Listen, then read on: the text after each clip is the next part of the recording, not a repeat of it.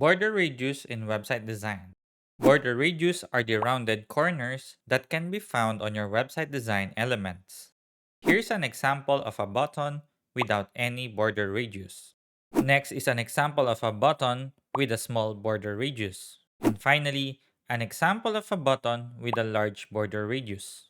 The bigger the border radius is, the rounder the corner of the element will be.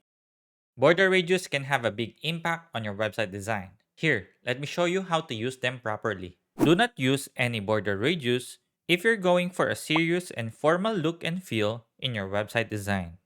Here is an example of a website design that has a look and feel of serious and formal.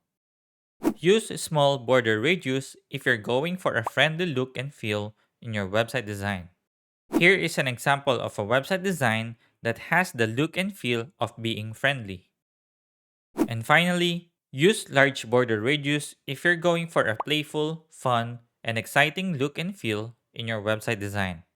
Here is an example of a website design that has the look and feel of being playful, fun, and exciting. Make sure that the amount of border radius that you use is a good fit for the overall look and feel that you want on your website design. Thank you so much for watching, and always remember to learn, create, and share.